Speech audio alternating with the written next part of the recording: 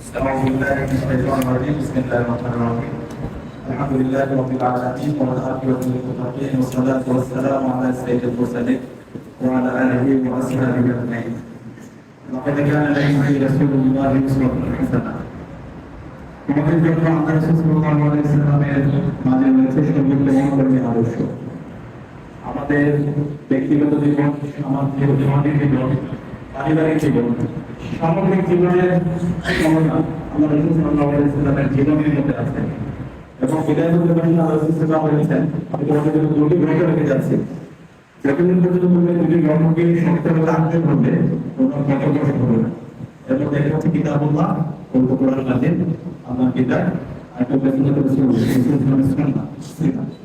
তো আমরা যদি একটা আধুনিক সমাজ গড়তে চাই, আমাদের জ্ঞান আমল নৈতিকতায় সমৃদ্ধ হতে চাই এবং এই সমাজে হেরা আলোকে প্রকাশিত করতে চাই, তাহলে অবশ্যই আমাদের কোরআন এবং হাদিসের আলোকে আমাদের আলোকিত করতে হবে, আমাদের সমাজ আলোকিত করতে হবে।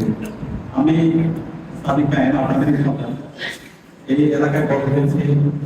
এই মসজিদে আমার ছোটবেলা থেকে নামাজের বড় হয়েছে এবং এমন একটি মসজিদ যেখানে আসলে মনের থেকে প্রশান্তি পাওয়া যায়।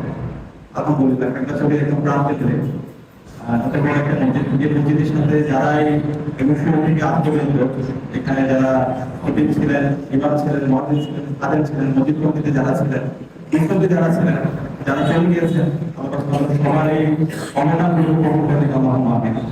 তো আমি আপনাদের সন্তান ঢাকা বিশ্ববিদ্যালয় কেন্দ্রীয় ছাত্র সংসদ ডাকসু থেকে নির্বাচিত হয়েছি। আপনারা জানেন বাংলাদেশের সামগ্রিক গতিপথ নির্ধারণ করে ঢাকা বিশ্ববিদ্যালয় এবং এই ঢাকা বিশ্ববিদ্যালয়ের সামগ্রিক গতিবিধি নির্ধারণ করে ডাকসু এবং এই জুলাই বিপ্লবের পরে বাংলাদেশের প্রথম নির্বাচন এই ডাকসু নির্বাচন হয়েছে। তো এখানে আমরা যারা ডাকসুতে নির্বাচিত হয়েছে, আমরা কোনো দল কোনো ধর্ম নির্বাচন করি না, আমরা সবার হয়ে কাজ করতে চাই। আলহামদুলিল্লাহ, সে থেকে আপনাদের সন্তান হিসাবে আমি ঢাকা বিশ্ববিদ্যালয়ে নির্বাচিত হয়েছি। এখন আপনাদের যে আকাঙ্ক্ষা, আপনাদের যে প্রত্যাশা, আপনাদের যে স্বপ্ন, সেগুলো বাস্তবায়ন করা হচ্ছে আমার কাজের সাথে। আপনারা যে স্বপ্ন দেখেন একটা বৈষম্যহীন ইসলামিক একটা সমাজ প্রতিষ্ঠা করা, বাংলাদেশ বিনির্মাণ করা, সেই বাংলাদেশ আমরা বিনির্মাণ করতে চাই ইনশাআল্লাহ। আর এখানে যারা মুসলিমরা আছেন, খাগড়াছড়ির এখানে যারা উপস্থিত হয়েছেন, আপনাদের যদি ঢাকা অথবা বাংলাদেশের যে কোনো জায়গায় কোনো সমস্যা আপনার সহযোগিতা লাগে, তাহলে আপনারা সন্তান হিসেবে আমাদেরকে একটু জানান, আমি আপনাদের প্রতি যোগাযোগ করছি।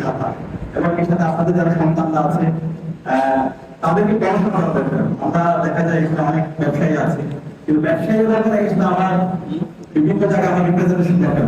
তো আমাদের যারা সন্তানরা আছে তাদেরকে পড়াশোনাকে কোনো সহযোগিতা লাগে।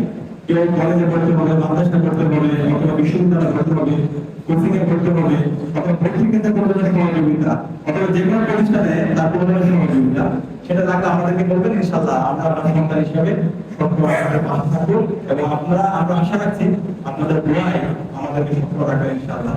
তো আমি সবার কাছে দোয়া চাচ্ছি এবং আমরা সবাই মিলে ঐক্যবদ্ধভাবে এই বাংলাদেশে শহীদদের আকাঙ্ক্ষার আলোকে বিধান করতে চাই এবং ইনশাআল্লাহ শহীদরা আমাদের উপর যে আমানত রেখে গিয়েছেন, সে আমানতের দায়িত্ব আমরা ভাগ আদায় করতে পারি। আসসালামু আলাইকুম ওয়া রাহমাতুল্লাহি ওয়া বারাকাতুহু।